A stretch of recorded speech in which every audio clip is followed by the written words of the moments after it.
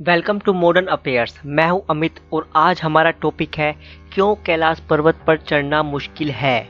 जी हाँ, आज हम बात करेंगे कैलाश मानसरोवर की। हर हर महादेव। भगवान शिव पार्वती के घर की बात होगी। कैलाश मानसरोवर पांडवों के स्वर्ग की सीढ़ी, यहीं से तो लिबरेशन हुआ था। मतलब पांडवों को मुक्ति यहीं से मिली थी।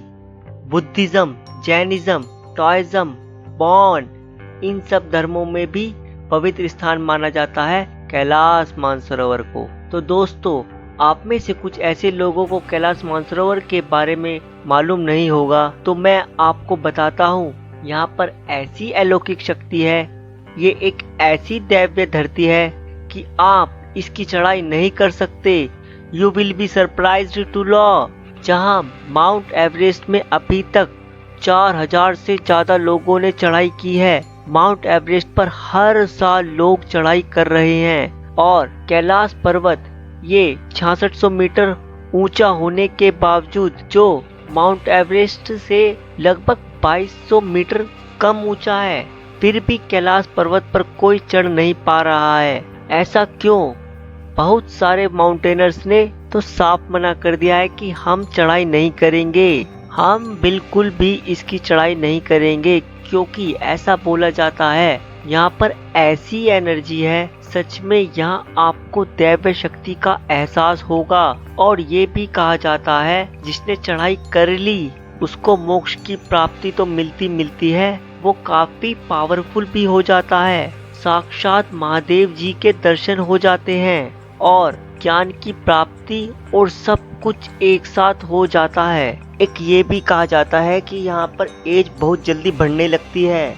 लोगों का यह भी कहना है कि जब हम इसके पास जाते हैं तो नाखून, बाल बहुत तेजी से बढ़ने लगते हैं। एक बहुत बड़े साइबेरियन माउंटेनर्स ने चढ़ने की कोशिश की। जब वो आए तो यंग थे और 1-2 साल में वो मर गए, वो भी एज की वजह से।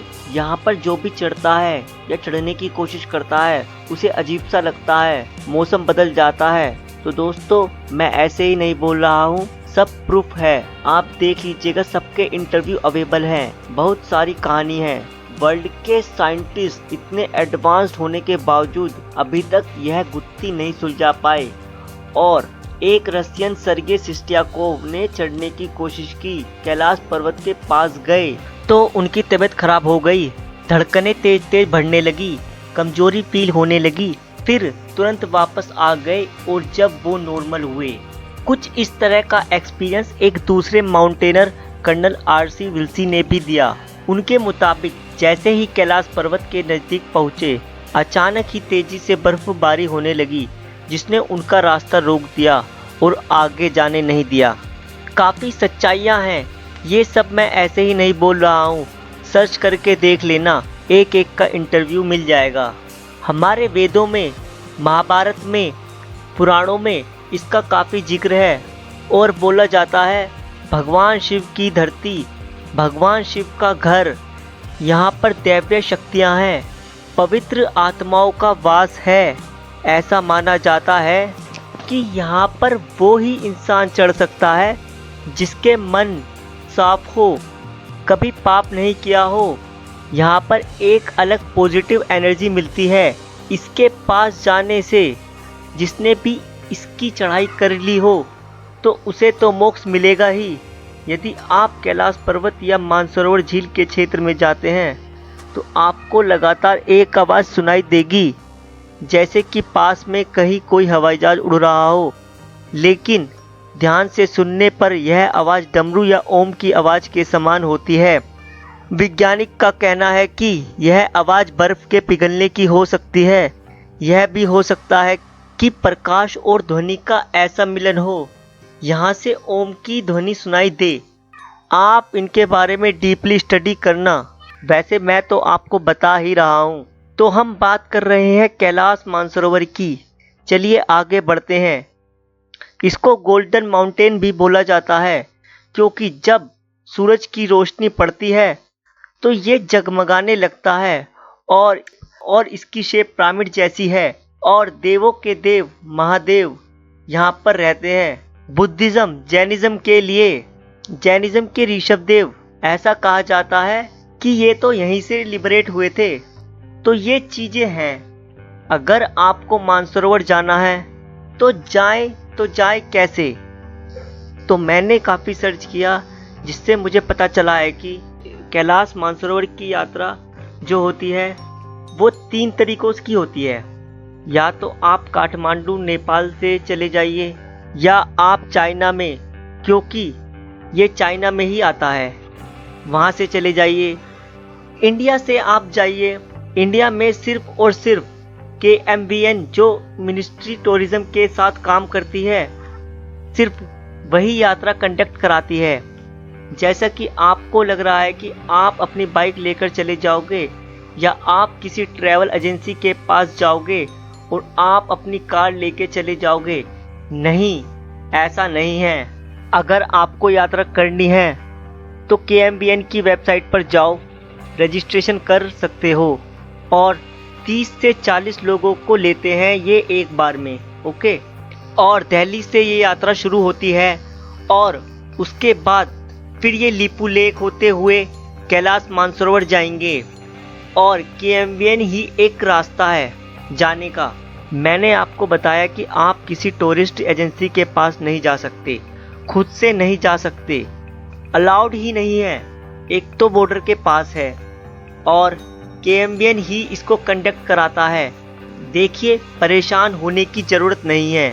होटल हो गए, कैंप हो गए, खाने पीने से लेकर सब कुछ ये अरेंज कराते हैं। 40 से 50 हज़ार रुपये आपके खर्च हो जाएंगे।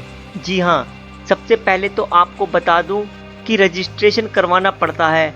5,000 रुपये वो नॉन रिफंडेबल होते हैं। फिर इनका मेल आएगा, मैसेज आएगा, फिर आपको जाना है। आप पहाड़ पर जा रहे हो, ऑक्सीजन लेवल कम होता है। वैसे जितना माउंट एवरेस्ट पर ऑक्सीजन लेवल गिरता है ना, उतना यहाँ नहीं गिरता, और यहाँ फ्रेश ऑक्सीजन रहती है। एकदम आप अपने आप फ्रेश महसूस करोगे। फिर भी आप यहाँ पर चढ़ाई नहीं कर सकते, इम्पॉसिबल है। तो आप भारत की तरफ से KMBN के जरिए आप यात्रा कर सकते हो, और आप चाइना से भी जा सकते हो, चाइना ने काफ़ी माउंटेनर्स को इनवाइट भी किया है कि आओ आप हमारे यहाँ से चढ़ाई करो। उन्होंने साफ मना कर दिया है, और जो गए भी हैं उनकी तबीयत खराब हो गई या मौसम खराब हो गया। और आप नेपाल के रास्ते से भी जा सकते हैं, पर बेस्ट है कि आप इंडिया की साइड से जाइए। और दोस्तों, आप यहाँ चढ़ाई नहीं कर सकते, आप दूर से ही दर्शन कर सकते हो। दूर से दर्शन करने मात्र से ही आप में एक अलग एनर्जी आएगी। जैसे कि मैंने आपको बताया कि शिव पुराण हो गया, स्कंद पुराण हो गया, मत्स्य पुराण हो गया, वहाँ पे कैलाश मानसरोवर का जिक्र मिलता है। और महाभारत में कैलाश पर्वत को भगवान शिव का घर बोला जाता है। तो इसलिए कैलाश पर्वत हिंदुज़म के लिए पवित्र स्थल है। और आप पूछोगे कि रास्ते कैसे हैं? देखिए, ट्रैकिंग मुश्किल है। आपको 55 किलोमीटर ट्रैक करके जाना पड़ेगा। पैदल नहीं जाना है, आपको गाड़ियों से जाना है। रास्ते बहुत ऊबड़ खाबड़ हैं, टेंशन मत लीजिएगा। देखिए, कोई क्षति नहीं होती है, कोई क्षतिग्रस्त नहीं होता है, क्योंकि वहाँ के ड्राइवर बहुत एक्सपर्ट होते हैं। आपको ले जाएंगे, आपको डरने की ज़रूरत नहीं है। लेकिन मुश्किल तो है। देखिए, भगवान से मिलने जा रहे हो तो रास्ते तो मुश्किल होंगे ही। जैसे आप कैलाश मानसरोवर के पास पहुंच जाओगे, मतलब कैलाश पर्वत के पास पहुंच जाओगे।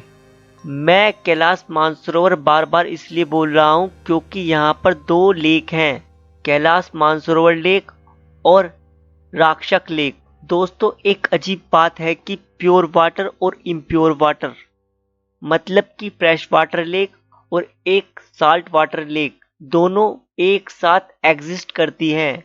कैलाश मानसरोवर लेक में आप स्नान कर सकते हैं। ये काफ़ी साफ पानी है, और ऐसा बोला जाता है कि पॉजिटिव एनर्जी का भंडार है। और दूसरी लेक एकदम अपोजिट है, राक्षक लेक है। लोगों का ये भी मानना है कि रावण ने तपस्या की थी, तो ये तांत्रिक विद्याओं के लिए माना जाता है। देखिए, कहानी तो बहुत सारी है। अगर हम मिस्टिकल स्टोरी को भी साइड में कर दे तो यहाँ पे महसूस तो किया जाता है कि कुछ पॉजिटिव एनर्जी सा तो है। यहाँ पर जिन लोगों को बहुत ज़्यादा दिल साफ होता है उन्हें बहुत पॉजिटिव एनर्जी मिलती है, और दोस्तों जिनके दिल में मैल होता है ना, उन्हें बहुत गलानी सी महसूस होती है। तो देख लो, बहुत खूबसूरत जगह है। अब आप जरूर कैलाश मानसरोवर जाने का प्रोग्राम बनाइए। इसी के साथ हम वीडियो को समाप्त करते हैं। हमारी ऐसी वीडियो को देखने के लिए ज़्यादा से ज़्यादा सब्सक्राइब करें और शेयर करें। हमारे फेसबुक पेज से जुड़ने के लिए डिस्क्रिप्शन में दिए गए लिंक पर क्लिक करें। तो जय हिंद, जय भारत।